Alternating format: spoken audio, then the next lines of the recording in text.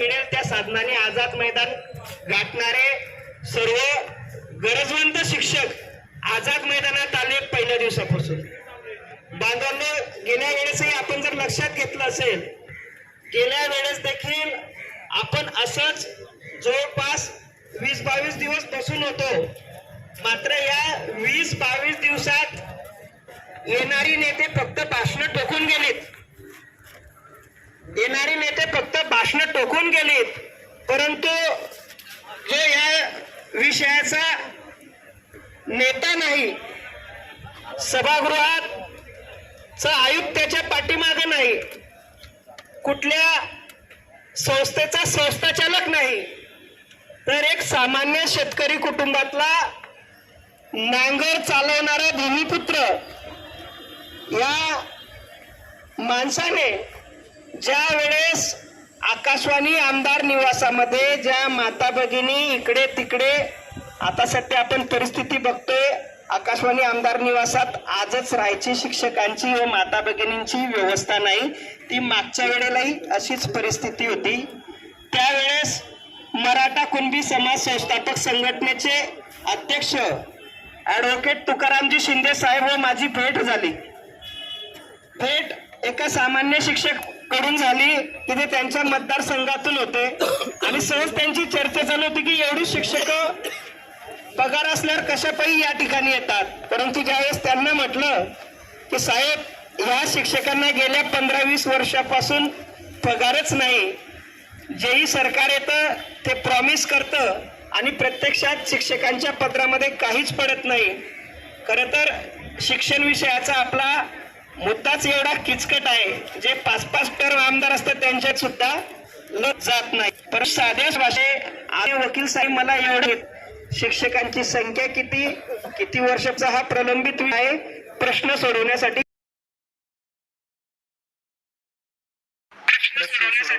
किती पैसा लागतो या संदर्भात विचारणा करून माननीय मुख्यमंत्र्यांकडे हा विषय नेऊन शिक्षकांना न्याय देण्याचे काम वकील साहेबांनी केले. दिवाळीच्या सणाचा तुम्हाला सर्व शिक्षक बांधवांना आणि भगिनींना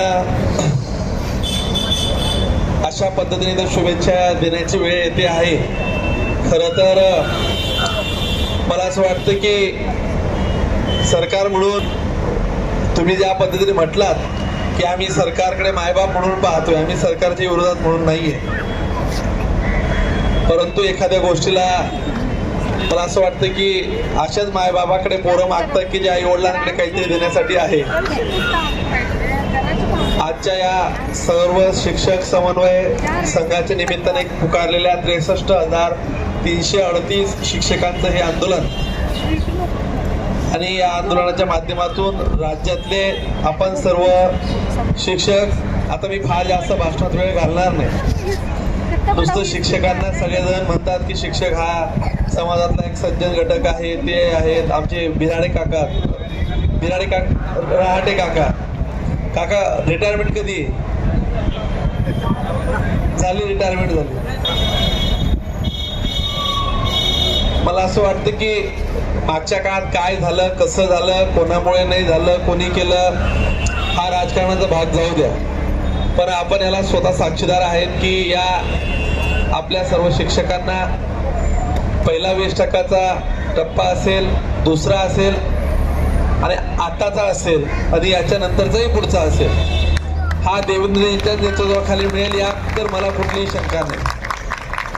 आणि मधल्या काळात खरं तर बरेच दिवस 19 महिन्याचा एकदा तुमचा मोठा टप्पा चुकला.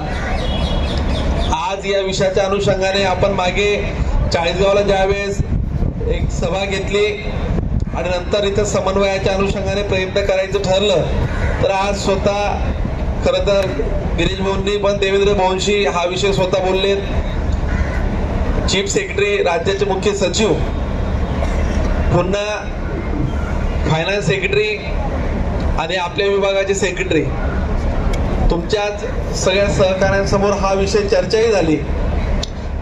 आपल्या विभागाचे मंत्री महोदय अतिशय मितभाषी आणि ज्या पद्धतीने ते काम कमी बोलतात, म्हणजे त्यांचं काम जास्त करतात आणि बोलतात कमी, अशा पद्धतीने त्यांचं काम आहे. ते स्वतः इथे येऊन गेलं. मला असं वाटतं की आजपर्यंतच्या इतिहासात आझाद मैदानावर एखाद्या आंदोलनाला स्वतः मंत्री, मला काही अजून आठवत नाही की बा एखादा मंत्री स्वतः इथं आलेत.